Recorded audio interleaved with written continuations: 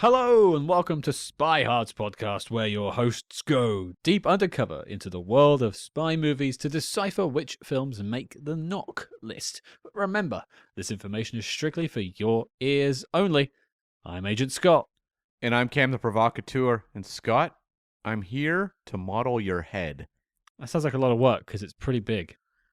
I brought a lot of clay. More clay than you could even imagine. I don't think this film is going to turn into the music video for Hello by Lionel Richie, though, is it? I don't know that one. That's a pop culture reference. I don't know. I am not Captain America at this moment. Oh, I think Lionel Richie is courting a woman who happens to be blind in the video and sculpts a face of Lionel Richie. Oh. Through touching his face, is able to understand what he looks like and is perfectly able to sculpt his head. What year is this? Oh, come on. Is this like the 80s or the 90s? It's the 80s. Okay, I was just wondering if it tied into the movie Ghost at all because of the popularization of clay in the wake of that movie. There is a problematic element thinking about it. I think he's a teacher and I think she's a student. That sounds like the 80s, all right. It was the style at the time. Hot for teacher.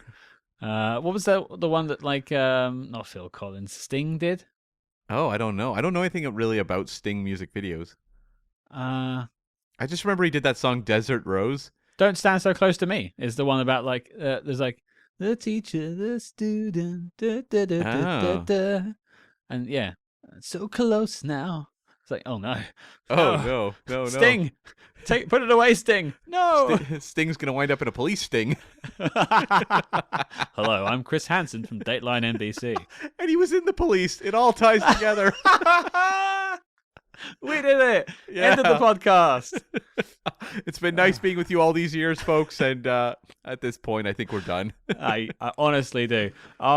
We're back with another exciting spy movie for you all, a Spyhards special, if you will, for those who know what they are. I wink at you. If you don't, that's okay. You'll stick around long enough to figure out what that is. That's right, yes. I needed to add that little ding sound when you said wink. That would really communicate it. Well, you're the editor, so you could do that. And I'm not going to. Yeah. That you do like to set me up for failure. I do. I don't have to. You don't. You just wander into it blindly. Well, it's just so easy for me. It's like, hey, failure. I'm Scott. Nice to see you again. That's right. It's only been a few days since I last saw you. Well, the ultimate irony is you edit the show, and you could set us up for success by editing it better, and you don't. Yeah, more or less. It's a great conundrum that we all scratch our heads over. Yeah. We all? Is there multiple people in your head? Yes, and we take turns editing. What cam am I today? I'm the one that's going to F Scott over. Let's do it. And all the people in my head are characters from spy movies we've tackled over the year. Okay, so who's inhabiting your head? Right now, it's Isabella Gianni from Possession. You're in the subway right now, are you? That's right, yeah. Screaming bloody murder. Well, I can't segue us from Possession into this film. Could you help me? Not cleanly. No, not without a hiccup or two. But speaking of Spyhards specials, yeah. Cam, what are we talking about? We are talking about 1943's Candlelight in Algeria, a title that I appreciate because I'll remember it. It's like when we did the other Candlesticks movie. What was it? The Emperor's Candlesticks. The Emperor's Candlesticks. A very distinct title that I couldn't remember. Yeah, you were like, oh, I could definitely remember that. What was it again? Well, that's setting yourself up for failure. Maybe I'm now going to mix up these two films. I'll just remember the candle part. Are there any other spy movies with the word candle in it? Checking our master list while you look. Not that we've come across with. I don't think Behind the Candelabra was a spy film to the best of my knowledge. I can tell you there are only two on our list. Oh, and we've done both of them now. I'm just Googling to see if we missed any. I typed in candle spy film and it spat out 16 candles. Okay, don't think that one counts. And I'm sure it's just going to bring up also movies, famous spy movies that had a scene with a candle in it. Actually, the next thing is Empress Candlesticks. Okay, yeah. Which is a Spyhard special itself. Of course. So this is your the other side of the sandwich. The filling is us. and that is the Candlelight duology. Do you think they would ever make a like modern film, in 2025 that was a spy thriller that had the word candle in it? No, I don't think I, so either. I can decisively say no because it's not exciting or evocative. And it sounds old to young people. So what? You need like the dimmer switch in Algeria? The dimmer switch, the Alexa. Alexa in Algeria feels like title of a porn. It does actually, yeah. I don't know why we got there already, but it didn't take us long. No, it didn't at all. And well, I don't know if there's a way to segue into the actual film itself, but I think we're going to do our best to do so. It's the new year, folks. It's the new year. To be fair, this episode comes out in the second week of February, so it's not the new year, Cam. We partied really hard on New Year's Eve, I'm going to assume. We are still getting over it. We are living by candlelight right now. It was debaucherous, yeah. It certainly was. Much like this film. We put Caligula to shame. Just us, though. Just me and you. And we were alone as well. It was on Zoom. Yeah, with candles. And lots of Lots candles. and lots. I burned my house down. What a party. Oh, what a night. Back to Candlelight in Algeria. Here is your synopsis. Come with us to the mysterious Casbah, but don't expect to come out alive. That's interesting because the Casbah part is pretty small within the realm of the film. Hey, it's not about the size of the Casbah. It's about the motion in the ocean? Doesn't work. Doesn't work. No, I'm sorry. Well, here we are. Candlelight in Algeria is a 90... Wow, this is a descriptive synopsis. Oh, okay. It feels like Siri wrote this. Or Alexa. Stop saying it. You're going to set off people's things. That's true. It's the code word. It's my safe word. Because she'll always jump in and save me. Candlelight in Algeria is a 1944 British war film directed by George King and starring James Mason, Carla Lehmann, and Raymond Lovell. This drama follows the exploits of Eisenhower's top aide, Mark Clark, and the other important allies as they journey to the important meeting held on Algeria's coast. The precise location of this vital secret gathering is upon a piece of film which must not fall into enemy hands. Okay. Clark. I don't like this one. This doesn't even make sense. Oh, Yeah, like okay. Clark. I'm going to jump in. We usually use Letterboxd for our synopsis, and they've never really let us down. I'm actually going to use the IMDb one because I think it's actually more interesting. Yeah, like what about the character played by James Mason? Yeah. Or Carla Lehmann. I don't understand this. I don't think that... wait, hang on. Mark Clark. Is that even a character in the film? I don't think so, unless he was like the old dude at the house at the end. Okay, so listed is Bart Norman playing General Mark Clark. Okay, so yeah, he's the guy at the house at the end. Right, okay. Not really the lead of this film, so much so that he hasn't even got a photo on IMDb.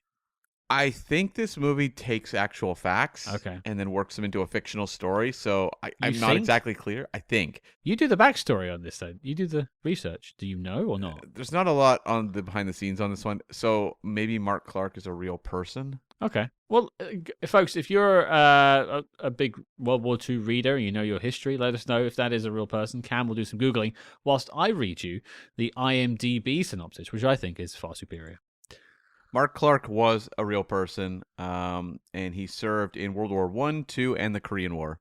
Well, thank you for your service, Mark Clark. Yeah. The general in this film. Yeah.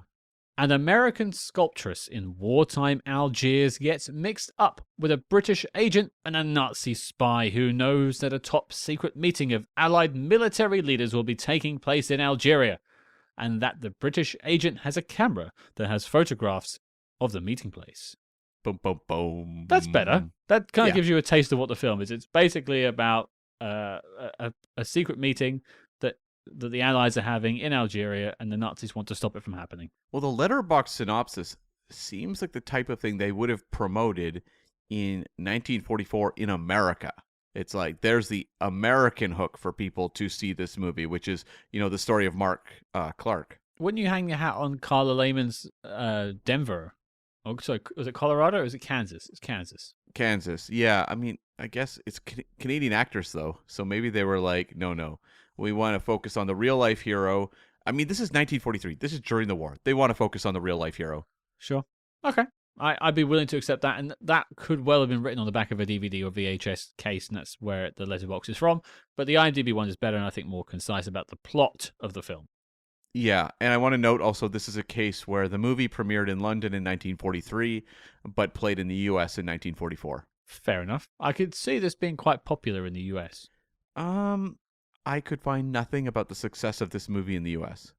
This is, according to according to IMDb, this is a perennial post-World War II favorite in the USA, still being shown theatrically as late as 1950. Yeah, I saw that on IMDb too, but like I could not find that in any reputable source. I could see that being the case. Obviously, there were less films made during the war, and this has some bigger names in it. I mean, we'll get into what we think of it shortly, but it's not a bore. Oh no. This has nothing to do with quality, but I'm also like there was a ton of American propaganda war films that I feel like would have been a little more accessible. Perhaps so, but we're getting into the weeds. Let's get back to Algeria. Cam, how did this candle get lit? So Scott, this movie is something of a reunion for most of the creative team who made the 1942 propaganda spy film Tomorrow We Live, a movie that came up over and over and over again when I was doing the research for this film. And so this is kind of like the gang's all back together to make another World War II propaganda film. And I just checked, Tomorrow We Live is on our master list of films. It is, yeah. So let's start with just like the story credit was by Dorothy Hope, who was an American writer with a fairly brief career. She'd done, to break into the industry, a 1933 divorce comedy called No Funny Business, and didn't work a ton, but this was her follow-up to Tomorrow We Live. And We Live was directed by George King, the director of this film. And it starred John Clements, who we'll talk about in a little bit as well. And she retired after the 1949 drama The Golden Madonna. She has like 9 credits to her name. Okay, fair enough. Yeah. So that's like the story credit. She's kind of picking up the ball and starting off here. And then they flesh out the screenplay with 2 writers. Number 1 is Brock Williams, who is a very prolific English writer. He cranked out a ton of work. Not a lot of films you've heard of. A lot of these were shorts. A lot of these were, B movies or programmers. But the guy worked a ton. He'd been working since 1930 on shorts. And in 1931, his major motion picture debut was an adaptation of the Agatha Christie play Black Coffee, which I'm not familiar with. Are you? The beverage, yes. The play, no. The most notable work I could find of him that I came across was in 1940. He co-wrote the Powell and Pressburger spy thriller Blackout, which would have been the follow-up to The Spy in Black. Which is one that we've been chasing for years. Yeah, and I think Blackout has 2 names. I think Contraband is the other title. Yeah, it has popped up on YouTube a few times. We keep planning to go and review it because we really liked Spy in Black, but I think there's a copyright issue, so it gets taken down a lot. But whoever owns the copyright hasn't actually issued it in like a Blu-ray or a proper DVD or a streaming release. It's hard to ask you all at home to watch a film with us if you can't access it. Whereas Candlelight in Algeria is free and available on YouTube for everyone. Yeah, I think there was also an issue with Blackout / Contraband in that the quality of the version that was on YouTube was really bad. Yeah. Really bad. And so it would be torture to sit through in many ways. And we don't want that for you. Hopefully by the time we get to it, we'll have a restoration of some sort. Yes, exactly. So yes, co-screenwriter Brock Williams, he'd actually worked with the director of this film, George King, on a 1940 comedy called George and Margaret. So that's kind of where their connection starts. And this was actually, for him, a follow-up to the spy film The Night Invader. But, this was a journeyman writer who just worked endlessly for his entire career. I'm going to check now and see if The Night Invader is on our master list as well. I don't think it is. I think I have to add that one. Is it The Night Invader? It is, yes. And I think it might be something of a lost film.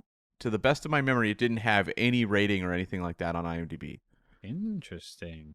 And the other writer was Catherine Strube, who was a screenwriter born in Kansas. Kansas, Scott. Ah, that's where the connection comes from. It has to be, right? Like, the character, the female lead of Candlelight is a fictional character. So the fact they call her Kansas the whole film, I was like, hold on. That seems a little too coincidental. Yeah, it felt like it was coming from somewhere. Yeah. And so Catherine Strube broke onto the scene with a 1935 race car romantic drama called Death Drives Through. And then... Wait, who's romancing a race car? It's like David Cronenberg's Crash. Yeah, or like what's that one that came out last year where the woman makes love to a gear stick? Titan. Yeah. Yeah. There was also Cameron Diaz like dancing on a car in The Counselor as well. That's less interfacey with a car, if you know what I mean. I'm trying to be less crude here. It is indeed. So maybe Strube was ahead of the curve, ahead of the turn on race cars there. I was gonna make that correction for you. Yeah. So Death Drives Through. Maybe a spicy. Stay tuned. Who knows? That would be on the Patreon. The Night Invader is a lost film. Okay. Yeah. And so she also wrote the 1942 wartime biopic, The First of the Few, which was also called Spitfire, about aircraft designer R.J. Mitchell. And that movie was directed by and starring Leslie Howard, featured David Niven in the cast, and was produced by a man named George King, who produced and directed this film, Candlelight in Algeria. It all connects. Yes. Then, of course, she did Tomorrow We Live. She was writing that film as well, and then jumped over to this film. And she would work on 3 more films with George King before the end of her career. She retired in 1954. So basically just worked for a few more years after the war, and that was it? Yeah, her screenwriting career was about 15 years. Seems like it was mostly in wartime. Largely so, yes. The 40s was really her time, yeah. Same with the original story writer, Dorothy Hope. Well, some good contributions there, at least. Yeah, definitely. And there was also some additional dialogue work done on this film by John Clements, who was a writer with only a small number of credits, 3 to be precise. He did a episode of Round the Film Studios. He did a 1948 film called Call of the Blood, which he starred in, co-wrote, and co-directed. And he was better known, though, as an actor, and acted quite a bit. Notably, he'd been working since 1934 as an actor, but in 1939 he appeared in a take on the Rudyard Kipling story, The Four Feathers. He was also the lead actor in a little film called Tomorrow We Live from 1942. It's all connecting. Right? Well, that's a real spy network there. Yeah, so Tomorrow We Live he's starring in, and then jumps over and does a dialogue pass on this film. I mean, I think I get the impression there were fewer people working in Hollywood during the war because a lot of people were off at war, especially in like 42, 43, 44, 45. So, and this is a British production? It is, yeah. Yeah. So then, yeah, so we were busy from 39. Yeah, so so that makes sense. A lot of people were just sort of had a lot of fingers in pies, if you will. And also, these movies are cranked out very quickly. So it's not like reassembling the cast of the Godfather franchise to make the Godfather 3, like 16 years later. This is a case of like, well, we shot that other movie 6 months ago. Do you want to do another one now? I think it might even be less than 6 months. I think they might be cranking them out every few weeks. I think you're right, yeah. Yeah. It must be all a blur. Like, if you were to interview one of these people in, say, 1955 and be like, hey, do you remember doing Candlelight in Algeria? They'd be like, no. Yeah. Was James Mason in that one? Yeah. Oh, no. Right. I feel the same way. And that's the case for a lot of these propaganda films we've tackled. A lot of them feel like they are just on a conveyor belt. But there is a lot of them that have sort of unique qualities to them. There's a few that have stood out. Tonight We Raid Calais. That was the one my head was going to go to. Tonight We Raid Calais seemed to rise above what is ostensibly something cranked out to make some money. Or I think of Ministry of Fear, Yeah. which had a lot of propaganda elements, but was a really artistically ambitious film. I mean, there aren't many propaganda spy films that have had a Criterion release. No, not a ton, not a ton. And so I want to just note too, John Clements, who did the dialogue on this film or did a dialogue pass, his final credit was actually in Gandhi in 1982. Oh. But Ben Kingsley, right? Yeah, with Ben Kingsley. It was a smaller role, just basically a military man, but he worked quite a long time. Well, if he's working in this film 44, yeah, it's 40 years later, so he's working for at least 50 years of his life. Yeah, he was a career actor. Good for him. But Cam, you haven't mentioned the director yet. Right, the guy overseeing all of this, the producer-director, George King. This was another guy who was very prolific, and not a lot of films that have necessarily stood the test of time, but during his time period was someone who was working a lot. He began his career as an agent and started working in 1930. In 1932, he made his first major motion picture, which was a film called Self-Made Lady, which I'm pretty sure is lost to the sands of time. In 36, he did a Sweeney Todd adaptation called The Demon Barber of Fleet Street, but he was someone, when you look over his career, mostly did pulp thrillers,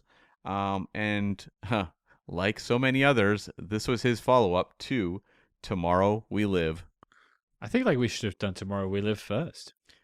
Probably would have been a decision, but I wasn't aware of the strong connections between the two films. So, yeah. It's okay. It will inform our journey into Tomorrow We Live. Definitely will. It's like watching the prequels after the original trilogy. Which is something only insane people do, yes.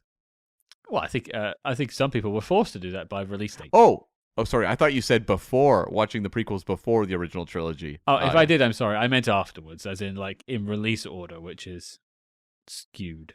Yeah, I think I just misheard, I think, there. But yeah, that would be madness to watch them before. Mm-hmm. Let's just hope Tomorrow We Live has no Jar Jar Binks. Or trade embargoes.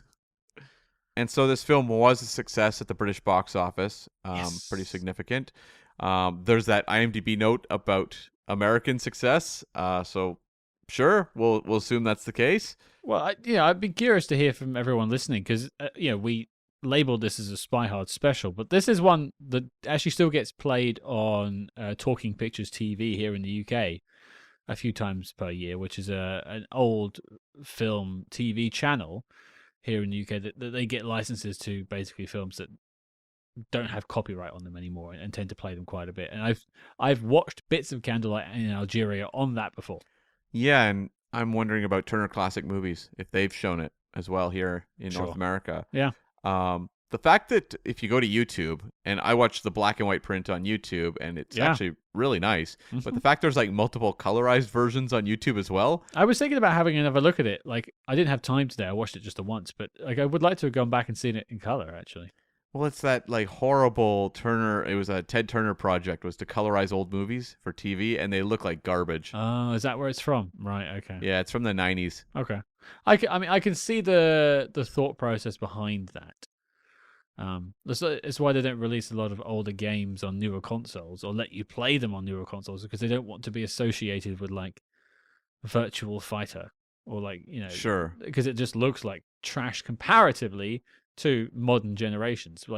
Playing Ice Climbers on your Nintendo Switch is a bit incongruous. Yeah, and these colorized films that Ted Turner oversaw, they were pretty hideous looking. Right. Is that just because it doesn't quite look human, or? No, it doesn't. It's not colors that are captured in nature. Oh. It looks like the skin is too pink or too orange and stuff, and it just looks weird. I might go and check it out after this and just have a quick scan through. Yeah, it's worth the kind of the experiment of just seeing some clips, because I did watch something, and I don't remember if it was for Spyhards or just for my own viewing. It was an old movie that was only available in a colorized version, and it was very distracting. The General has had a colorized release. Oh, I believe that. Yeah, that's on YouTube too. But that I know you would have watched the black and white and have definitely watched the black and white one live. So yeah. I don't know, but to be fair, the general color version wasn't bad. I'll stick with the black and white. I would too. Yeah. The top three, and I did the top three for 1943 because that's the year this movie was initially released. we've tackled this one before. When we did They've Got Me Covered. But it was kind of a time for war films and uplifting films by and large.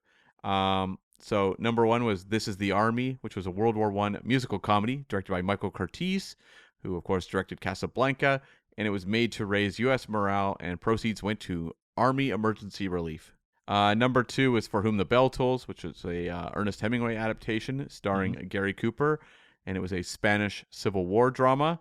And number three was The Song of Bernadette, starring Jennifer Jones, which was about a young woman experiencing visions of the Virgin Mary. It was based on a very popular book, and I'm pretty sure Jennifer Jones won Best Actress that year for this film.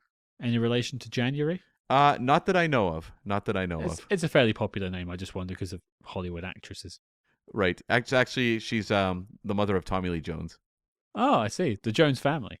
Keeping up with the Joneses. When the Virgin Mary showed up, she was like, I don't care. That took me a moment. Which actually, well done for connecting to U.S. Marshals, which we did a couple of weeks ago. That's right, yes. No. Jennifer Jones was a big star in her own right, and no relation to Tommy Lee Jones that I know of. Or January that we know of. Yes, or any other Jones that I can throw off the top of my head, yeah. I actually can't think of any under the gun right now. I can't either, which is really strange. You're like the compendium of information. Oh. Well, there's canceled actor Jeffrey Jones. Why would you just like bring it up? Just don't mention another name and just let it go. Well, I mean, Beetlejuice couldn't stop bringing him up, so I guess I might as well. Oh, that guy from like the 80s, like Bueller and stuff like that. Yeah. Oh, yeah, that guy. Scumbag. Yeah. So this film apparently also topped popularity polls in Bulgaria after the war. So if there's any Bulgarian listeners, get back to us. Is Candlelight in Algeria like a celebrated film? What? I wonder what brings them to it. I don't know. Is it James Mason? Carla Lehmann? Like, is it just a rip-roaring story for them? I wonder what Bulgaria really has invested in Candlelight in Algeria. Maybe it was a movie that they showed a lot there for some reason. Like maybe like one of the main terrestrial TV channels got the license to show it and just played it like once a year or something. Like, you know how they play Sound of Music on Christmas a lot of places, and so now Sound of Music is kind of roped into Christmas movies. Sure, for whatever reason. Yeah. Like maybe this movie got as you said, like picked up by some cable station that just showed it at some time every year, and so Candlelight in Algeria became very popular. I could buy it. I mean, you got James Mason here. Yeah, maybe this was like a Valentine's Day film every year. Well, there was a film we talked about. I know I'm going off on a tangent. You want to get to the review. I'm sorry, everyone. There was a film we spoke about. Could have been last year. Could have been years ago. Where like there's like a festival devoted to it in one part of the world. Oh. And like it's really popular. And I remember like we had a guest, and you and the guest were really talking about it, and it's completely escaping me what this film is. But it's like didn't really have a popularity worldwide, but that specific country really took it up. Or maybe it was a director. No, I think it was the film itself. I hope it wasn't Possession. What country is really going for Possession? A country that is on the verge of destruction. I'll let you guys at home fill in the blanks on that one. Okay, this film was also re-released as the first 9-reel feature issued by Pathoscope in 1951, and this release was done to showcase a 9.5mm optical sound projector, and to show the movie in this format, they actually trimmed about 7 minutes out of it, primarily towards the end of the film, but the stuff I did find that was specific that was cut, the opening credits were shortened. Sure. The scene where she talks to the postcard vendor outside of the cafe was cut. Yeah, that's useless. Get rid of that. Yeah, that was cut. And also some romantic cuddling between James Mason and Carla Lehmann in the kind of back half of the movie when they're on the run. Yeah, I guess that could all be lost. A lot of it's implied romanticism. They're not fawning over each other the whole film because it is 1943. And I believe that edited cut was kind of the de facto one shown in North America for a while, and then now in more modern days now, it's the proper restored British 82-minute cut that's available everywhere. Well, if that's being used as a demo reel as well, that must have lent to this film's popularity because it was obviously going to be played around a lot Yeah. because they had a license to market it. Well, the fact that they felt that it was important enough to show in that format. Mm-hmm. And a good way of utilizing whatever this technology is. Yeah, which I'm not that up to the technology on this one, but it was noteworthy. Well, it's a way of like putting sound into the film reel. Yeah, Probably what 9 point what? 9.5 millimeter. So it's a smaller film than 25 or 75. So Yeah. probably more transportable, stuff like that. Yeah. I found the actual press release announcing this film, so that was kind of cool. Oh wow, okay. Send that over to me when we're done. I'll have a look at that. Yeah. But anything else for us, Cam? Nope, that wraps me up on Candlelight in Algeria. All right, folks. Snuff out that candle. Let's get. Oh, it's getting dark now. It's getting serious. No touching in the dark, folks. Cam, get off. Cam, unless you're stop James it. Mason and Carla Lehmann. Well, they can cuddle in the back. That's what they like to do. It's been a while since we've done a Spyhards special, and I think I'm going to open up the floor here.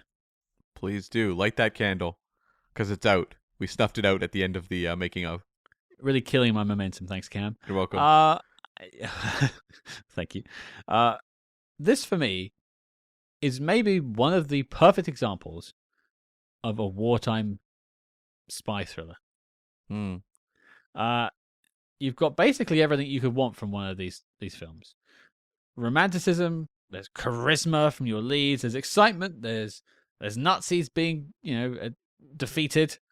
And it had the sort of added bonus of really subverting a lot of the tropes by having, ostensibly, you would think this is James Mason's film if you look at the poster. Yeah. This is not James Mason's film. No, that was a surprise to me as well.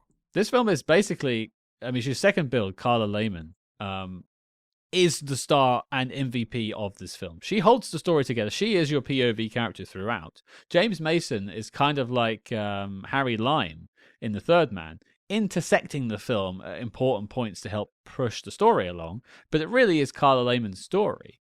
And I was blown away by that. And it just, 80 minutes, it flew by. I wasn't curious about anything. I didn't have to look anything up on Wikipedia. It's all there in front of me. And, I'll get into it, good villain too. So for me, it's the full package. Yeah, I enjoyed this one too. It definitely feels like kind of ripples of the Casablanca success. It's got that. Yeah, and I mean Casablanca is a movie that they always said that was like the best script that had ever been written. Unparalleled. And yeah, and it's just elevated to high artistry. This movie isn't. No. This is a B-movie programmer that definitely has that kind of romantic, sweep of Casablanca, the intrigue, the boo-hiss villains, and it's fun. And that's what my main takeaway was. This is not a movie that you are probably going to remember 5 years after you watched it, but for 82 minutes, it tells a pretty effective espionage story, and you have, I think, a pretty capable lead in Carla Lehmann. It's not Ingrid Bergman starring in this film, but it's someone who can definitely be the kind of POV character in the entry into this intrigue and spy espionage stuff. And when it was all said and done, I was like, oh, that was actually really pleasant. And yeah, we'll talk more about the villain later because, if we're going to talk about things that exceed the assignment, that's part of it. That is, and we'll come back to that. I was, I'll get into likes in a second, but just like a sort of macro overall thoughts about it. I don't want to get into sort of knock list discussions yet because we'll do that at the end. And I don't think this is perfect, but if this is the B movie to the A picture, and we've had quite a few of those, but they generally get labeled with Spyhard specials because I don't think we called Ministry of Fear a Spyhard special. That's an A picture, I would say. Yeah. I'd be hard-pressed to find a better example of sort of ticking the boxes. It's not necessarily exceeding the assignment. It's not getting an A+, but I was just sort of pleasantly surprised by it. And it kind of makes sense why this one has been mentioned to us online before, why this one still gets airtime here in the UK, and was clearly popular with theatre moviegoers in sort of wartime Britain, USA, and sort of post-wartime. because it is quite uplifting, and I think everyone sort of just did a good job. My dislike section is far shorter than my likes. Yeah. Okay, let's get into likes. It sounds like we have a lot to say. Why don't you lead us off? The villain, the villain, the villain. And this is something in spy films I think that we grumble, or at least I grumble about a lot, which is like, One-dimensional. you want these movies, one-dimensional. You want these movies to be driven by an antagonist that is worth their metal and raises the tension of the film. And when I was watching Walter Rilla's performance as Dr. Mueller here, I was like, this is incredible. This feels almost like proto Hans Landa. Yep.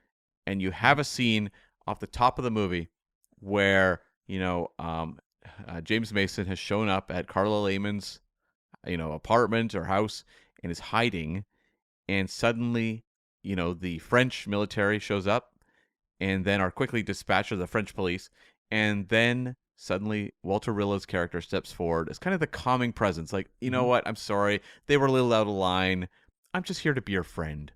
And so, I'm Dr. Mueller, and we've heard a little bit about Dr. Mueller, so we're aware that this is someone who's dangerous. And so now this is really smart because psychologically we know what, the Susan Foster character is thinking and the tension there and the way he suddenly starts playing detective. He's like, oh, there's a glass of milk there. Who was that for? Oh, just my mother. She had that earlier. Oh, that's interesting. There's still a ring of moisture around the base of it. That doesn't usually happen after about an hour. Like, I was like, oh, this is good. And he does that throughout the movie. Whenever they wind up in his office or cornered by him, he's someone who's always working all the angles, trying to figure things out. And we've talked on the show about how it can be really hard to write smart villains. There's a lot of Bond films where the plots are really convoluted, but the villains aren't very smart. And you can tell they've just made the plot kind of complicated to try to make the villains seem like they're like some sort of mastermind. For sure. And you can even point to like Blofeld in the I'm the author of all of your pain. None of that makes any sense. But they're like, well, we have to make him seem like he's really smart. And he's not really. But, you look at this movie and right up front, they're like, we want this villain to be scary because he's so smart. And, I was a little disappointed they kind of just hand-waved him away with a car chase at the end because I felt like the better comeuppance would have been them outsmarting him. I guess they sort of do with them, stealing his car and having him pursue the car, but that doesn't feel like the kind of like checkmate defeat you want. Yeah. But every moment that Walter Rilla was on screen, I was like, who is this guy? I looked up his filmography afterwards, and it's like he's worked quite a bit, but like not the kind of breadth of classic films you'd hope for with a performance like this. Do you recognize him from anything that we've covered in the past? No, nothing jumped out to me. I'm looking at his top credits. He's a German actor, so I'm trying to think of like what he would have popped up in. I can tell you if you'd like. I don't think we covered The Face of Fu Manchu, that's for sure. Not recently, no. No, or The Death Ray of Dr. Mabuse. I remember mentioning that movie, though, I think. Mm-hmm. Or it was a Dr. Mabuse movie we mentioned. I don't remember which one, but what the heck did we talk about? It was a very important film to 2023. 2023? Uh-huh. That's crazy. Because this man has been gone for some years now. Should I to save you just guessing. There it is. I see it. Way down the old filmography. Although this man worked a lot in the 1940s, so it's a lot of films crammed into a short period of time. We tackled it at the very start of last year, The Adventures of Tar 2, where he played Inspector Otto Vogel. I want to hear from you in a second about Vogel because my memory isn't that strong, but the fact he played an inspector there and then someone here who is like a Nazi authority who's basically a detective, he's obviously someone who radiated intelligence. So, for those who don't remember, who haven't seen The Adventures of Tar 2, Walter Rilla is the villain of the film, ostensibly. He is playing the Nazi that lives with both Tar 2 and Marushka Lanova, Valerie Hobson's character, and he is trying to woo her throughout, and is the one who basically dobs in Tar 2 for being a spy, and Valerie Hobson kills him with a candlestick. I need to revisit that movie because I don't remember sort of that romantic element of it. What I remember more so is like the secret rocket base. Yeah, well, he does sort of intersect with that, but he is like he's not the head cheat, he's like the head policeman, a Nazi policeman of the area. And so that's why Valerie Hobson's sort of rubbing up against him a little bit and trying to get on his good side because she can use him as a sort of an inroads to intelligence. But he's great in the film. He's great in Tar 2, but he is fantastic in this. It's like he was warming up in Tar 2. This is the thing I always like about villains when they're done well is that they're smart. And you can almost understand their sort of ideology and where they're coming from. I'm not saying I agree with his ideology, but what I'm saying is like, he's an investigator.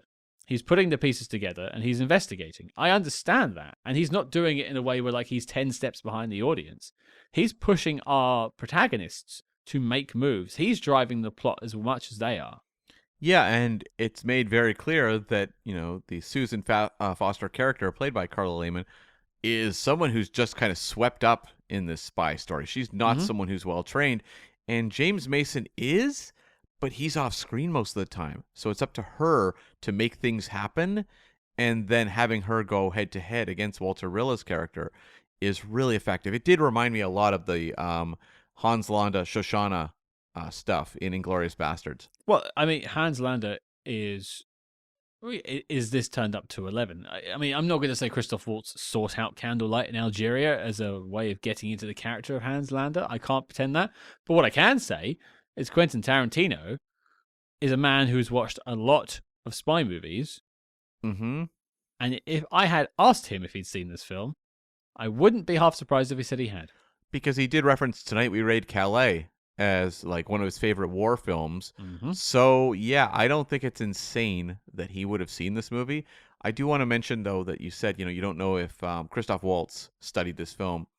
I will mention though, it is known that he did actually read the script for Inglourious Bastards by Candlelight in tribute to this film. Well, did he do it also in Algeria? He did. He booked a flight to Algeria. I'm not reading it until I get to Algeria. And Tarantino's like, that's the most bizarre request, and I love it. Do it. You fly to Algeria and read the script by Candlelight. You madman. You eat that strudel. I mean, I'm glad you picked Alter as your top like. My top like is, after that, is Carla Lehmann. Right. I think she does. I mean, the proposition of this film is, it's James Mason as your spy, and he is your way in. You quickly learn it's actually Carla Lehmann. And when I learned that, I was a bit apprehensive. Because I've seen that before, where there's a person swept up into a spy story. And I often get quite tired with that trope of they become a master spy almost instantaneously. And Carla doesn't. No. She makes a lot of mistakes. She does a lot of human things. She like hides the camera that has the film in it in her purse on her person. That is the stupidest thing to do, but she does it. But she's also very active in the story. There's a moment where she's hiding in a cupboard above Dr. Mueller, and I'm like, how is she going to help fight him off? She just yeets herself out the cupboard on top of him. I was like, get it, girl. You're on this. And I did not expect that level of participation from someone in the 1940s. I don't mean this in a bad way, but a female, an actress in the 1940s, to be that physical.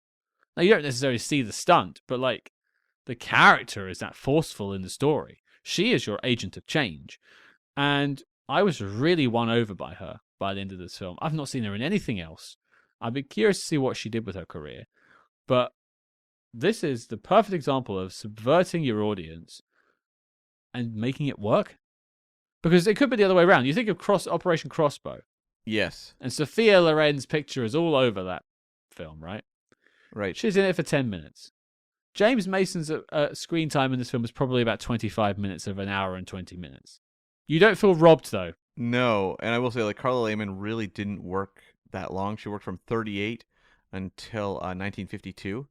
Okay. So it was like so many actresses of that time period. Once they maybe had families or kids or something, they just stopped working and retired.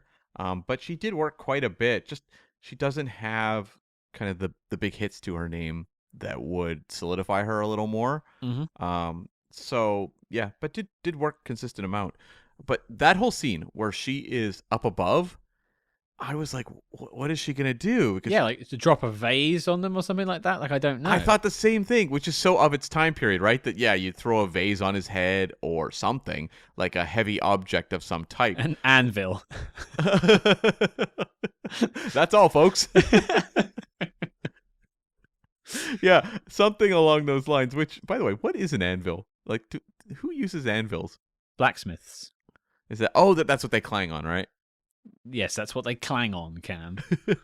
To use the proper vernacular of the blacksmith. Today we learn clanging, cast.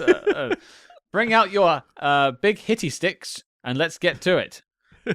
Considering my last name is Smith, there's a chance I come from a family of blacksmiths. Who knows? But I am. You've disrespected your lineage. And clearly, like, was not someone ever meant to be following in the footsteps of these family members, if they were indeed blacksmiths. Soft hands. Right? Yeah. Like, I am like Richard Dreyfuss in Jaws, just being criticized by Quint.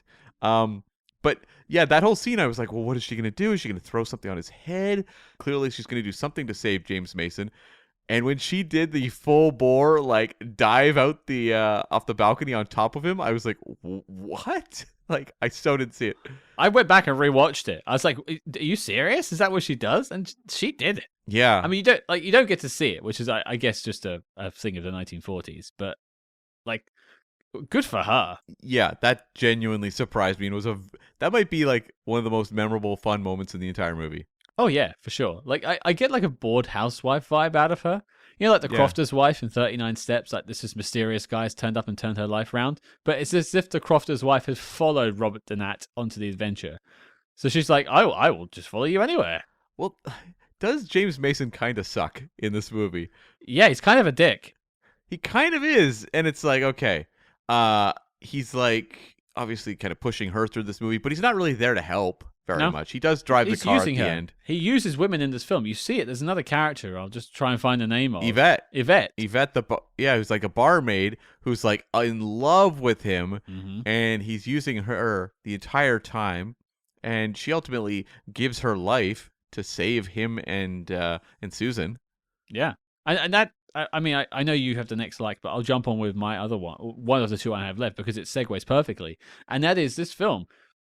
Aside from sort of maybe the spy jinx moments that we mentioned, like throwing oneself out of a cupboard above someone, it also has these like harsh moments of reality. Yeah. There's Yvette sacrificing herself, and you know, she has a shoot off with one of the sort of henchmen who I can't find on IMDb, but I'm sure he's there. It's the one that like seems a lot like the villain from Raiders of the Lost Ark. Tote, yeah. Bald man with the glasses and stuff. And she shoots him, but there are two gunshots. And you assume, because she goes and talks to James Mason and Carla Lehmann afterwards, that she has got through it, she's fine. And then they drive off, and then she collapses from being shot. She hides it from him so he doesn't feel bad. Which kind of proves this whole him being a dick thing, because he's just used her. And then she dies. There's no... She wants to go back to Paris, she says earlier in the film. She longs to be back in France. Nope, no happy ending for you. You're dying in Algeria. Congratulations. And there's another moment in Dr. Mueller's office earlier in the film where just a bit before that, Carla Lehmann had turned up at this actress's house, and she was intercepted by a Nazi official. But she was led into the house by one of the maids. Mm-hmm. And the maid eventually dobs her in to Dr. Mueller. Even though she's trying to do the right thing to her, the maid, Dr. Mueller goes, well, you assisted a spy. I'm going to kill you. Takes her out the back and shoots her. Yeah. And you hear her crying on the way out the door. And it took me back to, I think it was Mata Hari, one of our earliest films, where like there are these slices of reality in there, despite the sort of big, bold story of Mata Hari, which is she's actually mentioned in this film as well. Mm-hmm. Like there's just like these incisive moments of, oh yeah, there are consequences here. And it reminded me sometimes of Tonight We Raid Calais, which one of the themes of that movie was the importance of women in helping turn the tide of the war, and how they weren't recognized necessarily for being this very powerful force in the victory. And this movie, it was interesting to me. There was a part where Susan says she's trying to get home. She's trying to fly home from Algiers to America because she wants to join the Women's Army Corps, the WACs. Yeah. And James Mason basically is like, they suck. Like, he's just like, yeah, you go back and join your WACs. Like, he's just like really dismissive of them.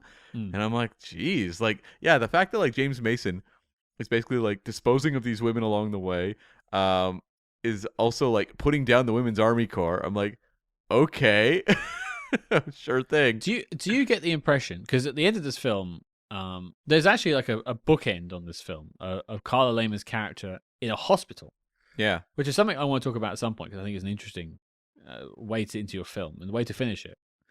I think I'll come back to that in my final notes. But James Mason's obviously wanting to take her home because they're at one point flying home. I'm assuming they're shot down or something like that. That's like hinted at. They don't quite make it home. Yeah. Because she ends up in a plane crash. But I think the point was she was meant to be heading back to England with him because that's closer than Kansas. Sure. James Mason has a wife and kids at home, right? Like that's he seems skeezy. Yeah. He's definitely like taking her to the train station after the airport and be like, "Well, on your way, love." It's like not Plenty O'Toole. Tiffany Case in Diamonds Are Forever.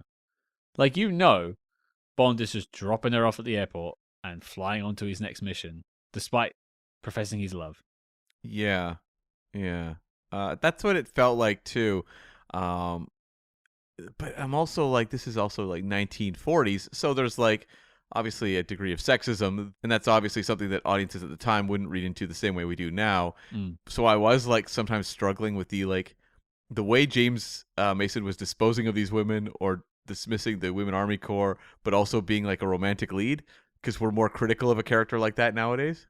I think he's actually doing this as part of his charm ritual. The nickname for it is negging, but backhanded compliments, basically. So like knocking someone down to make them interested in you.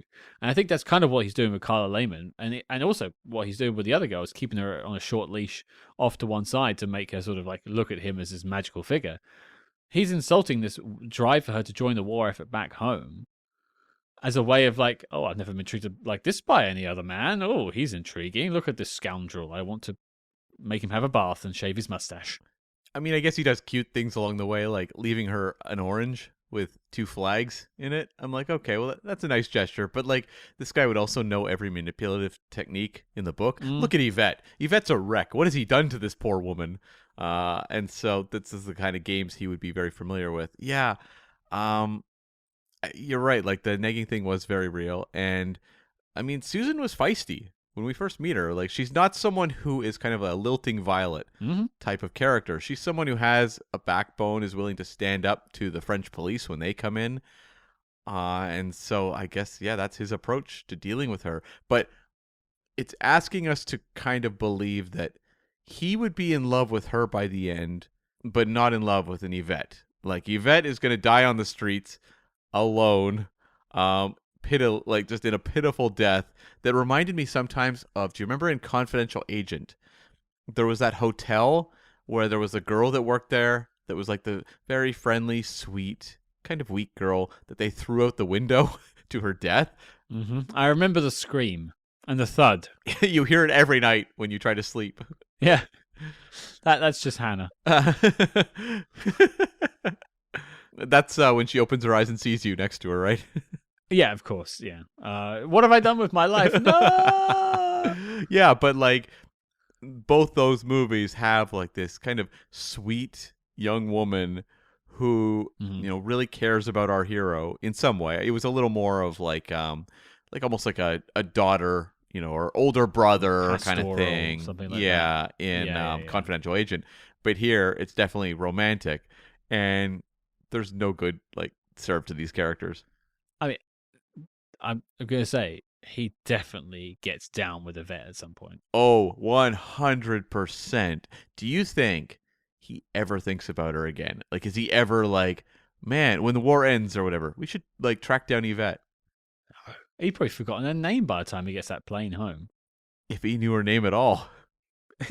Imagine he keeps calling her like Evelyn or something, and they keep correcting her in the film.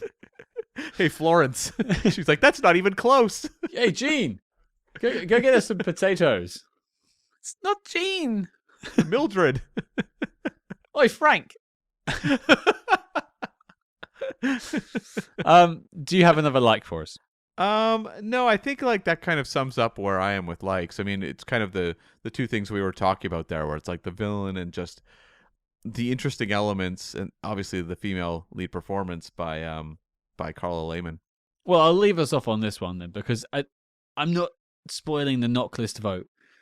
But one thing that will always push me in the right direction is a film that plays Rule Britannia multiple times. Well, there's a part where the Susan character, I believe, starts singing Royal Britannia, and I was like, wait, would that be like Scott's biggest turn on?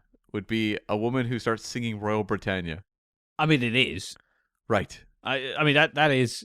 Well, we were talking about strip clubs off air before we started recording this, and like, I know you get all kinds in those places, but if someone walks up to me and starts singing Rule Britannia, I mean, my flag will be at full mast. We interrupt this program to bring you a special report. Red alert, Spyhards, we are shaking things up over on the Patreon page. That's right, we are launching an exclusive new show where we tackle the exploits of the small screen's greatest secret agents, like Jack Bauer, George Smiley, and beyond.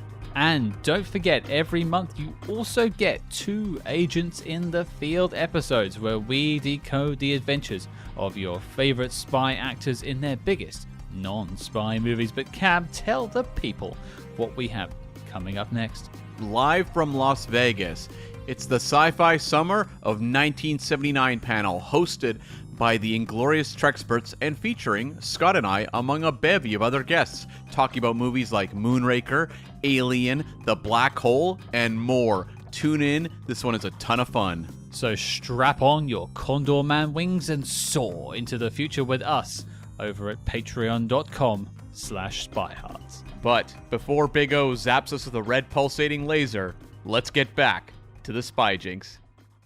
All right, dislikes time, and I've got a hot one for you folks. Okay. My big dislike is that Cam thinks Rule Britannia is Royal Britannia. I had no idea. I thought it was some sort of like royal song.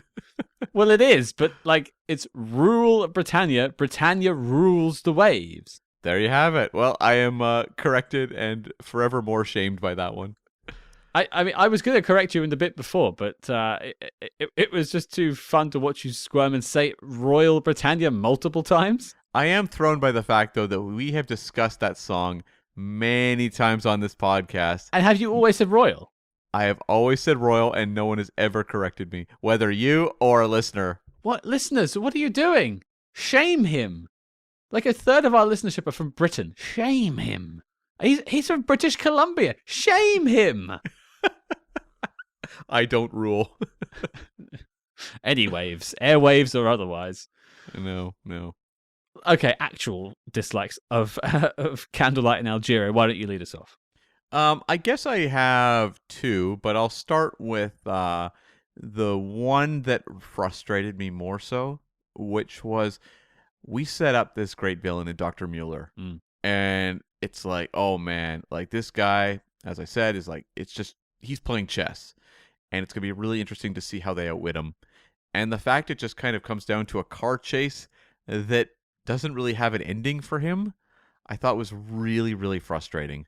I would be surprised if there was probably something more that they cut out of it and just didn't work for time. Maybe. Because it feels like they spent so much time crafting a good character that I don't think they would do that to something purposefully. Because, like, yeah, you have James Mason saying, I'm going to stage a car crash, and it's all off screen. All we have is Susan Foster's POV, which is her hearing it, and we hear a car crash. Like, had he crashed into Mueller, and that's kind of the end of Mueller's story, okay, at least it's a decisive ending. Where here, it's just kind of a, okay, well, I guess he's still looking for his car. Well, I assume the crashy stage was between the 2 cars. I assume so, but there's nothing to really give you any sort of finality to Mueller. But what are you looking to... I mean, I agree with you. I think an extra bit would have been interesting if you did it right. But, like, if you look at what's left in the film, you have that crash, and then they're on a plane, and then it's the hospital bed. Yeah. right? So are you going to insert a scene of a cardboard cutout of a plane taking off and Mueller going, "I'll get you next time, Thurston"? Well, the thing is, if Mueller is a generic villain, you don't care. But the fact is, he's so well established and is playing this battle of the minds with these lead characters. You want to have a definitive ending to that character where he gets his comeuppance in a way that is interesting or that sticks with you. And the fact of the matter was, when this was over, I actually went to the Wikipedia to look at the plot synopsis to see if it had anything else about the death of Mueller or the finality of what happened to Mueller. And they didn't mention anything to do with that car crash at all. They didn't even mention Mueller at a certain point. Well, I guess that allows us, it gives us an opportunity now. We can't change it. Much as we would have liked the writers to come up with something, maybe there was something in the script. If anyone can find the script, send it to us. I'd be interested to see if it's out there. If we've got some super sleuths that listen, some spies out there. Have a dig. If you can find it, send it to us. I'd be keen to hear it or see it or read it. But I guess it gives us an opportunity to plot the fate of Mueller. I mean, I think the movie wants us to think just James Mason crashed into him. Although that doesn't... If James Mason's faking his death, he wants Mueller to go back to the office and say he's dead so he can escape. Well, that's if that happened. But what if the crash killed Mueller and his assistant? I mean... Like, maybe he backed up the car into the car. He was prepared for the crash. They weren't. Yeah. And then, kaput. I don't know that it's satisfying, though, in terms of what we've seen of Mueller. Like, I really think the movie let down a really great villain. I suppose I don't want to plot a happy ending for a Nazi. No, it's not a happy ending because you could also just say he walks away, but then when the Allies storm in, he's arrested and yada, yada, yada. Well, because the area is soon invaded. You find out Yes. that the invasion is successful at the beginning of the film, actually. So I suppose, either he dies in that car crash or he's rounded up and arrested and sent to trial like everyone else. Or escapes back to Germany, yeah. And then South America. Yeah. Well, if he gets to South America. It's a mystery, folks. We'll never unpack it. What happened to Mueller? We'll never know. No. And that's the thing. It's like when you look at Inglourious Bastards and the Hans Landa, they give a great comeuppance to that character. Like, he is really hoisted by his own petard. What happens to him in the end? They outsmart him and they carve the swastika into his forehead because his whole thing is he will switch sides because he is someone who is an opportunist, first and foremost. And the fact that they hard identify who he is for the rest of his life is like the perfect comeuppance. Yeah, it's pretty good. Yeah. Well, for dislikes, I'm really getting into the weeds. Okay. Which is probably where the car crash took place as well. There's two things I want to... there's three things, but they're all very small. So I'll do two at once and one at the end. There's some weird voiceover work in this film that seems to connect a few scenes together. I feel like that was just put in to patch stuff up afterwards. Okay. That's just a fault of a filmmaker. You've obviously missed a few scenes and you need to patch it up with voiceover work. That's fine. What I will say, though, and it's probably to do with the budget, it's probably to do with wartime, and so I'm not holding it too much against the film, but we've seen other examples of the scope broadening in some of these wartime propaganda films. This doesn't feel like any of that. Obviously, they haven't shot it in Algeria. It's shot on a set in England, but it feels like a set. Everything feels like a set or it's staged. Like, this could be a staged presentation and it would look almost exactly the same. There aren't any outside shots, particularly apart from parades, that are just stock footage of parades. There's the marketplace where she runs into the postcard vendor and stuff. Like kind of the bustling market streets of Algiers. But it's clearly still a set because you can't see the sky or anything like that. It's just a build. It's like a town set in a studio. Oh, that set was used 1 billion times in 1 billion movies around that time period.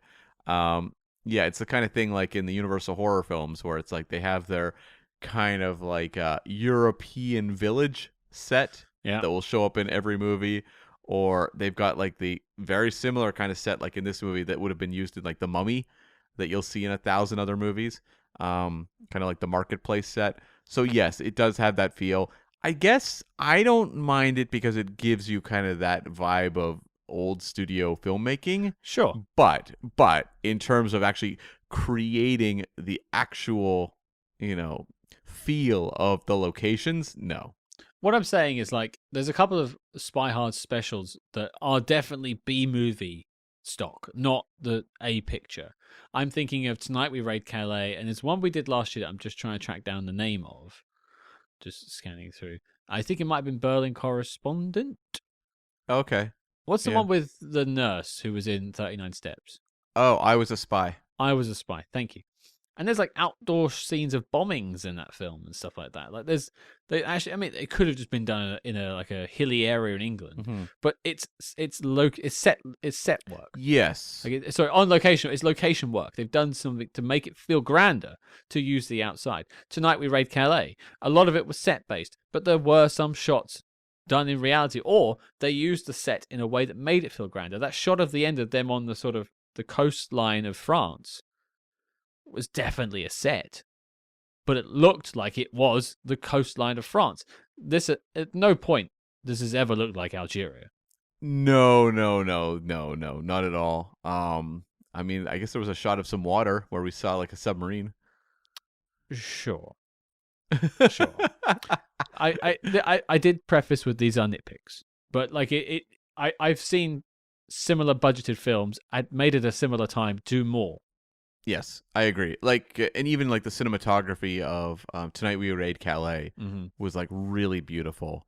And this is more of standard issue, Run of the mill. Yeah, cut and shoot, and we got to move. Yeah, which is again wartime, money's tight. I understand. I'm not going to hold it too much against the film, but it is something that I noticed whilst watching. Do you have any other dislikes for us, Cam? Well, we touched on it earlier. I just thought like the romance, like us feeling like we should be invested in the the feelings between Susan and Alan in this movie.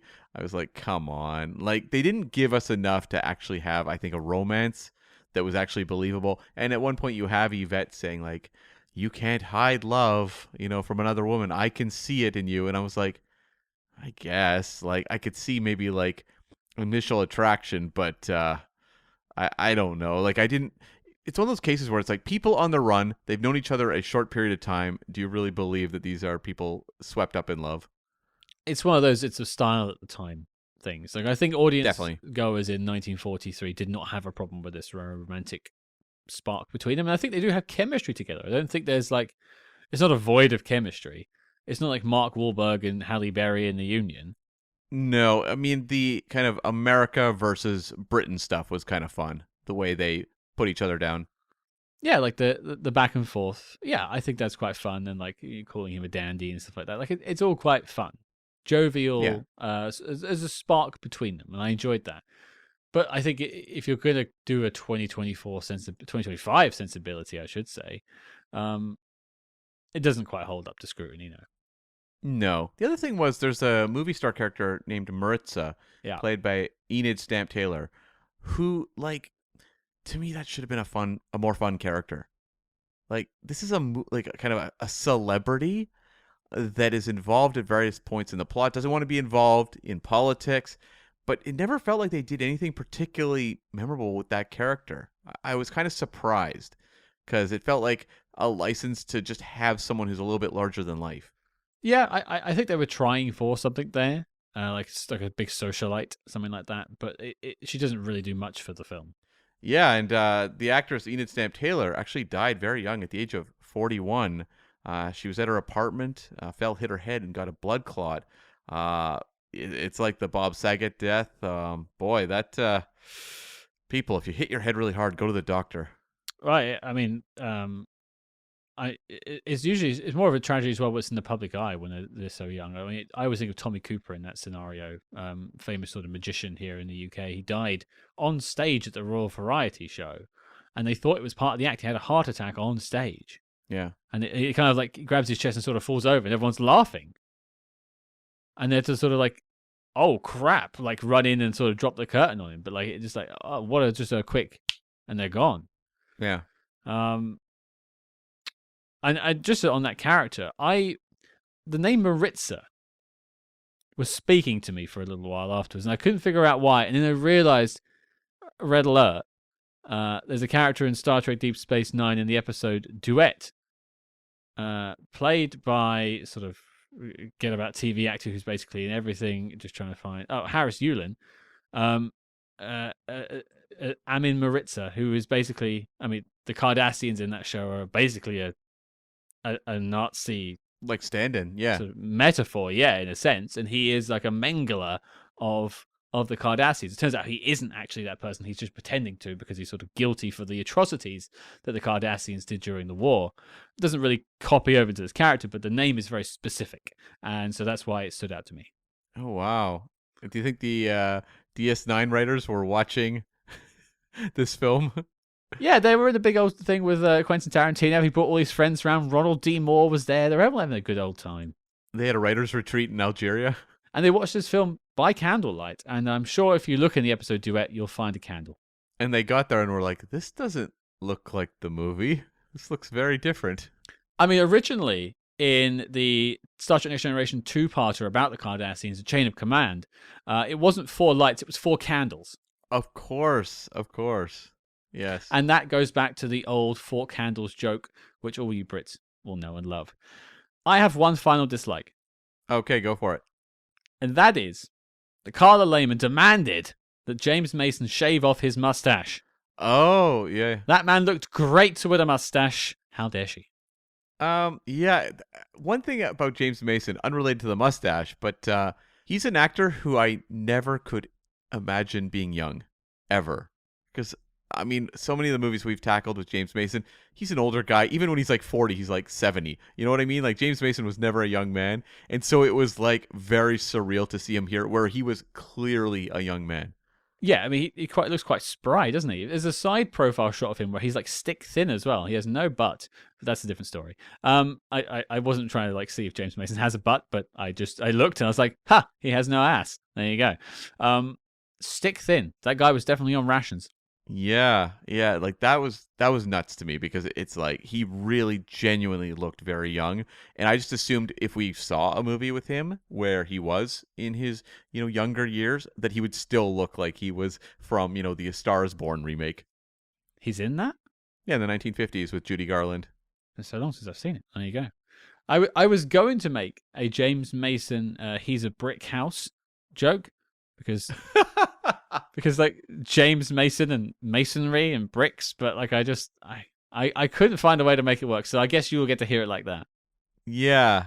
I was actually trying to like come up with some sort of no butt joke for James Mason off of his name, and I had nothing. I was like just completely working that over in my mind. Masonry, brick house, that's the best we'll do, folks. And this isn't us tired. This is Cam very early in the morning, so he should be firing all cylinders. Okay, final note. I teased it earlier. There is a sort of bookends of this film in a hospital, where you're sort of getting the story. This is all told through Carla Lehmann's perspective, actually. This is an interesting nugget of this. She is telling the story to the nurse. She said, I think she's like forgotten. Basically, they found her as a Jane Doe in the crash. Yeah. And didn't even know her name. So she was sort of telling her the story of how she got to the hospital. And that's her telling the story of the film. And then, at the end of the film, we come back to the hospital. James Mason turns up. And then she absolutely breaks the fourth wall. Mm-hmm. And I just thought that was a very rare treat. It was strange. Of breaking the fourth wall without being too, like, George Lazenby at the start of On the Majesties. Yeah. That was a crazy moment, actually, when she said it's like a movie and was like narrating the ending of a movie. I was like, that feels almost like too imaginative for this movie, because this movie is very much playing along the lines one would expect from a movie like this in this time period. It's just doing it more in a more fun, effective way than some others. But that ending felt like, that was like a meta commentary on endings. Well, I've got the 2 lines in the script. Would you like to do a line reading for everyone who hasn't watched it? Okay, go for it. Well, I've put it in the chat. You can be Alan and I'll be Susan. Okay. I like that you gave me the British character and you took the American character, the North American character. I just think I could play a woman's voice better than you. I suppose so. Although she's from my native Canada, this actress. Oh, do you want to play Carla? You're really fighting me. You really want to play the No. woman. No. It's fine. I'll give you that moment. Okay. The Star Spangled Banner. Doesn't it make you feel proud? It's like the end of a movie. When you take my face in your hands and you put your nose within an inch of my nose, and the camera comes up in a great big close-up, and we kiss, and they play God Save the King. Glorious. It is. Yeah, I just thought that was an interesting way to end the film, and the cinematographer, the guy shooting that scene, does as she says, pulls in on them, tightens in the frame as they go to embrace, their noses do meet, and then they go in for a kiss, and Rule Britannia starts playing. Not Rule Britannia, God Save the King starts playing. Yeah, I thought that was actually quite a fun ending, because we see a lot of movies with already just like abrupt, forgettable endings, and this one I was like, I think the ending might be the most memorable part of the whole movie. It does lead me into an odd scenario, though. Okay. Because it's clear that Carla Lehmann is leading the narrative in this film because she's telling it to the nurse. And then she's controlling the camera? Yes. Is she actually suffering from brain damage after her crash and none of this happened?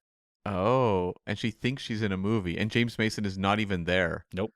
She's kissing the nurse. The nurse is very confused. Yeah, she's like, security! Ah! This woman's out of control! Get the restraints! Yeah, I what if? It's like, I'm not going to name the movie because I don't want to spoil things, but it's like those twist endings where a character at the end wakes up and they're like in a... straight jacket or something like that? Yeah, they're in a straight jacket, yeah. Any notes for us, Cam? Yeah, I had a couple things. I thought the character of Henri was quite effective. Mm-hmm. This French military guy that's kind of the helper throughout, but also is clearly in love with Susan. I like the way they dealt with him and the fact that he, at the end, was hanging out at that house planning the Allied invasion. Mm-hmm. That was fun. We can now also emphatically say that we have seen James Mason rock the Casbah. I wrote down that as well. James Mason rocks the Casbah. It's a thing. That is a T-shirt waiting to be made that very few people will buy. But nonetheless, James Mason. We'll wear it. James Mason rocking the Casbah since 1943. Is it like his face put into like the Clash album art? I mean, it has to be, right? Yeah, I think I can get that done. Yes. And then my final note was there's a part where Susan tells, I believe it was James Mason, you need a prairie oyster. And I sat up and I was like, wait, what? Prairie oyster means something I think quite different in Canada than other places, perhaps. Well, I think I know it to be just because of the Jackass films of what I think it is. It's like a cooked bull's testicle. It's like a delicacy that people eat, I think primarily in Alberta. I think it's boiled. Is it boiled? Yeah, it's kind of a big deal in Alberta. Like, probably pickled, I imagine, as well, actually. I suppose so. But what is a prairie oyster also a drink? I will look it up, but I took it to be exactly how you read it. Yeah, it seemed like an odd line. Okay, thanks to Google AI, I don't like AI, a prairie oyster can refer to a traditional beverage or a dish of calf testicles. Yeah, so there you go. So, I mean, obviously, we understand the calf testicles. They're also known as a Rocky Mountain oyster. Mm-hmm. Alberta has an annual festival during Calgary Stampede where prairie oysters are served in a variety of ways. But the beverage, for those interested in understanding what the beverage might be, it's this. It's a traditional drink made with raw egg. This is why I don't get Cam to pronounce it, because he'll butcher this next word. Worcestershire sauce, vinegar or hot sauce, salt, and pepper. A small amount of tomato juice is added sometimes as well. So it's basically, I feel like it evokes kind of a Bloody Mary. Okay. With a bit more of texture because you've got the raw egg in there. Yeah. Okay. Well, yeah, because that definitely threw me in that moment. But I also, I mean, it wasn't like I thought they meant that, but I was like, it must be something else. That would make sense, though, because Bloody Marys are known to sort of reinvigorate people. And he was looking a bit sort of, he just got out of jail or whatever it was. He just escaped, so he needed a pick-me-up. Yeah. So maybe that's what she meant. Yeah, I think that's what she did mean. Yeah. There you go. Last note from me before we go to the knock list. It's a question, open-ended. Is James Mason Batman? Too short to be Batman. There's a scene in this film where he is talking to Carla Lehmann and she walks off with the camera focusing on her and she's talking back to him. She turns around and he's disappeared and left a note. He's not Batman, but he may be Ra's al Ghul. I could buy that. I kind of could too. He would have played a good Ra's al Ghul or Henry Ducard or whatever the Nolan version of that character was at a different point. Like, had James Mason been like 50 or whatever in 2006, then or 2005, then he would have been perfect. Yeah, I could buy it. He's sort of salty enough. Yeah, he is. Yeah, But debonair in his own way as well, which I think Ra's al Ghul has a little bit of that. definitely. There you go. James Mason could be Batman, or close to at least. That's right. Knock list time. Seems like it could be wide open for this one. Cam, what do you think? This is not a knock list movie for me, but this is a fun movie that I enjoyed watching. I just don't think it hits the heights of, something that makes the knock list. It's not like the closest I've come to these World War II propaganda films was Tonight We Raid Calais, which was the one where I struggled a little more so. This isn't as good as Tonight We Raid Calais. I think Tonight We Raid Calais ran a bit longer, and there's a lot of like moments where it just sort of dragged on, but like interspersed with quite inspirational or inspired filmmaking. Mm-hmm. I think that's why that stands out to us. This is a pretty consistent film. Yeah. Like, I don't think anyone watching this won't be entertained. No, it's too brief, and Yeah. it has enough poppy elements that I think people will enjoy. But is it must see? And that's what I've been sort of fighting with. I wrote down at one point knock list, yes. Okay, yeah. And I think I just sort of thought about it in the hours since watching it and preparing for this review. And I just, like, if we're going to say no to the Man from U.N.C.L.E. film, and I know I use it as a very early barometer, there's plenty of films since then that we've dismissed that were like good, but not great. Yeah. I think this is good, but not great. Or The Bourne Identity. Yeah. We still get emails about that, folks. Don't worry. We understand. We may have missed the mark for you. You can have your own personal knock list. You can have your own personal Idaho if you'd like. But it's our knock list. That's right. Yes. Yes. I've actually never seen my own personal Idaho. I have no idea what that film's about. I actually haven't seen it either. I think River Phoenix is in it. He is, yeah. He got a lot of acclaim for that film. And it's not a movie people often bring up when they talk about Candlelight in Algeria. It isn't, but we're making all kinds of connections here this week. It's a connected episode. We're connected with you listening. I'm connected with you, Cam. Have I had too much to drink before I did this? Maybe. You had a prairie oyster or two before the episode. Yeah, but the other version. Yeah, yeah. Chewy. Mm. And then it pops. Anyway, Ugh. two no's.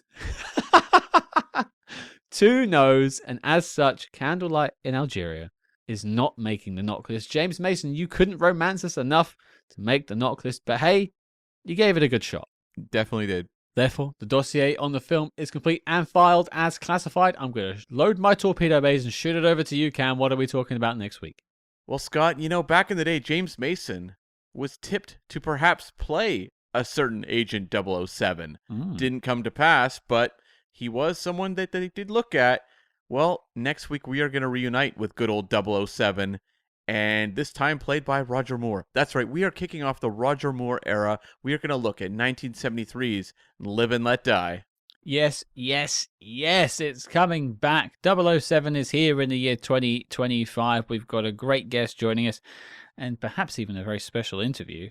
But frankly, we love that voodoo that you do, Roger Moore. So let's take a look at 1973's Live and Let Die. Heck yes, coming into your podcast feeds next week. Thank you all for tuning in. If you want to help support the show, we have a Patreon. If you didn't know, if you skipped over the plug in the middle, I mean, we know you're skipping, and we will find you. But we'll just read the plug back to you. We won't do anything else. We'll just repeat the ad. And we don't go on about it at the start of the show. We'd rather get to the spy jinx and talk about the film. We don't want to labor you all with that.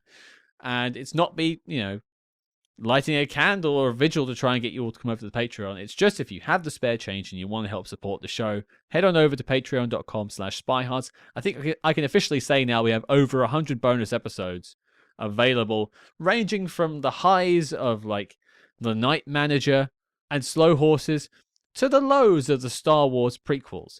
We've done it all, folks, frankly. And we also take, listener requests from time to time, too. If you have a film you want to hear us tackle that perhaps isn't a spy movie but is adjacent, pop on over to the Patreon, join up and send us a message. We'll try and work it in for you, too. A bunch of different offerings over there, a bunch of different price levels. If you have the spare change, we'd love to have you, and you help keep the show running. It doesn't help fund our lifestyles, our lavish lifestyles. We buy a lot of candles at Spyhards HQ these days. That's mostly for other things, but it just helps us pay for the podcast. Yes.